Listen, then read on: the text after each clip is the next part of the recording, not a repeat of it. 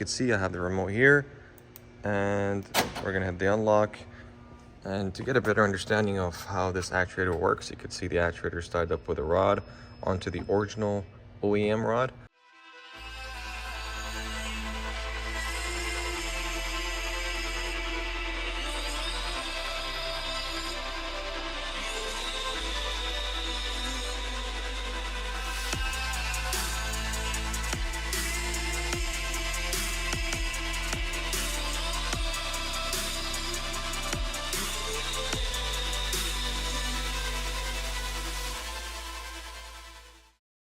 Guys, welcome back to another video. If you're not a subscriber, please hit the subscribe button and stay tuned. Today we're going to be working on the R32 GT-R, and what I'm going to be doing is installing a central locking system in this car. Now, as you guys know, these cars, when they were built, they never came from factory with a remote control or central locking system. So we're going to go ahead today and install that kit in the car. Now, the reason why I'm doing this is not only because it's convenient for you to have a remote to lock and unlock your doors. I know the way how these doors are.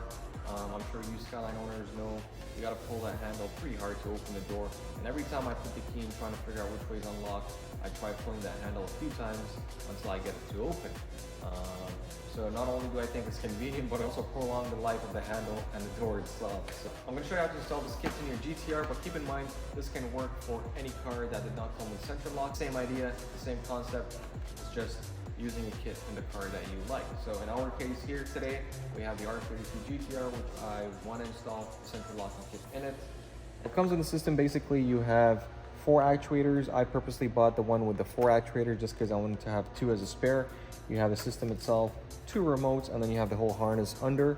So what I'm going to do right now is basically open the door panel, and I'll show you how to install this kit. So let's go ahead, remove the door panel, and get started.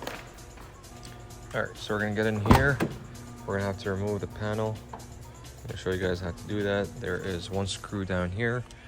You remove this cover, you pop the controller off. There are 2 screws down, or 3 screws actually. There's 1 here, 2, and the 3rd one. There's 2 more actually on the side, right here. And then we can take off the trim, and I'll show you what you guys can do next.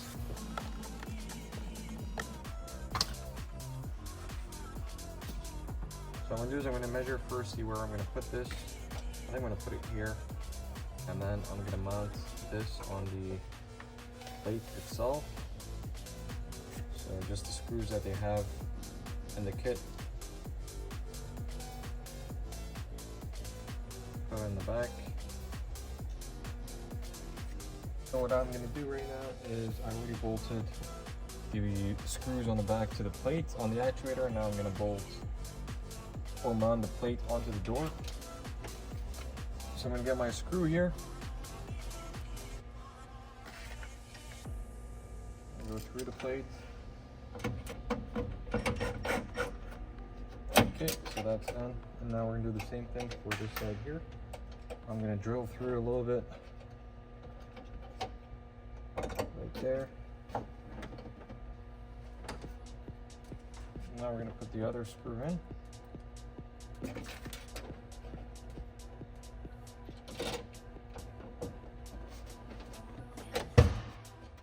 now that we have the actuator on the door, now I forgot to mention one of the actuators in the kit has 5 wires, and the reason for that is you want to install this on your main driver door. So every time you either unlock or lock, it sends power to all the other actuators. So you could either do that by the remote, or when you turn this actuator on and off, it's going to send power to all the other actuators. So if you were to manually lock it from here, it's going to lock everything else, just like how with the newer cars are.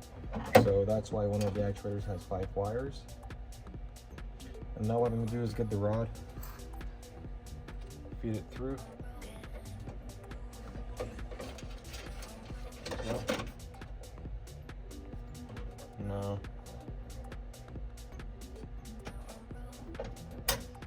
So I'm going to cut the extra here. We don't need this. I was going to lock the top rod. We're going to do the same thing with the bottom ones. I'm going to put some Loctite on it, just so it doesn't back off from vibrations or anything.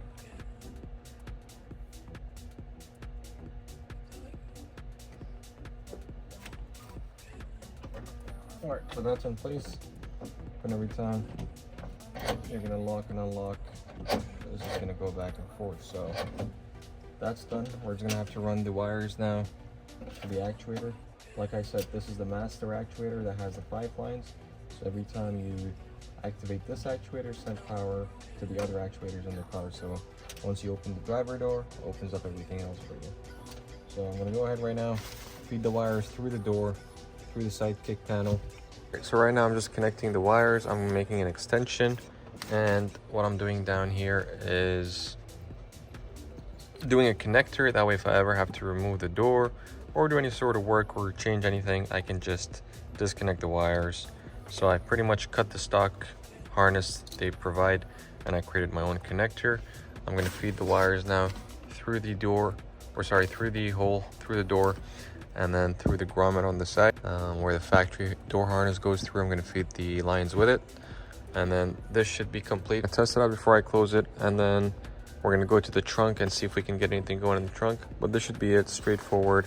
All right guys, so I wired up all the wires, as you can see, under the carpet. I routed everything under the carpet.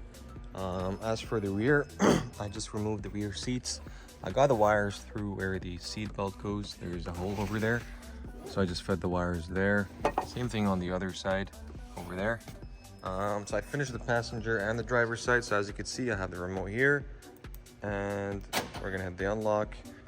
And to get a better understanding of how this actuator works, you can see the actuator is tied up with a rod onto the original OEM rod linkage.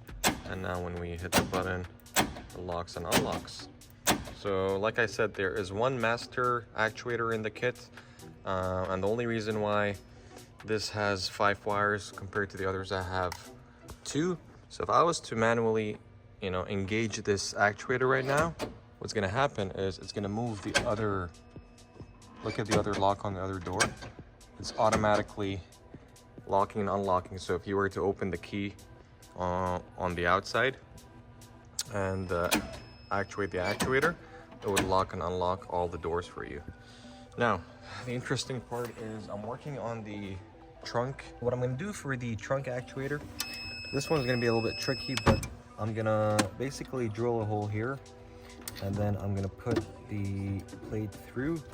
And what's gonna happen is basically I'm gonna have no linkage on this one, and the whole idea is once the actuator is mounted, every time you're gonna hit the unlock, I'm gonna make it come out, and it's gonna push this lever, which is basically you pulling your trunk lever from inside the driver's side.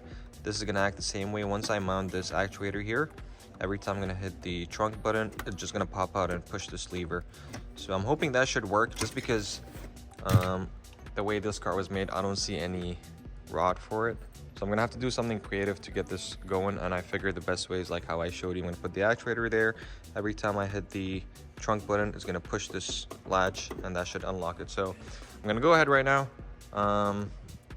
mount that actuator, and then I'll show you guys the final end results. As for the wiring for the trunk, because of how inaccurate the wiring diagram is that comes with the kit, I'm going to explain here real quick. So you need a relay for the trunk actuator. You're going to run 2 wires to power, 1 wire to the amber or the orange that's in your harness that came with the kit.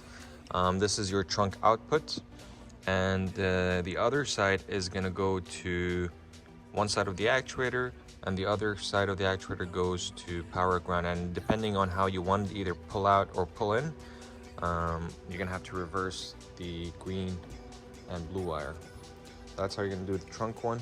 So let me go ahead, mount this up, and then I'll show you guys the end results. So for the trunk, as you can see, it's all closed up, and right now the actuator is sitting there, and every time I hit the trunk button, it just pushes that and releases. Now I did install the system all the way up there tucked, so you can't really see it. And the same thing with the door and the passenger. Everything is functional. And I also made it flash with the lock and unlock. So every time you hit the lock or unlock, you get the lights going off too. So that's pretty much it for this video, guys. I hope it helps, and I'll see you guys next time.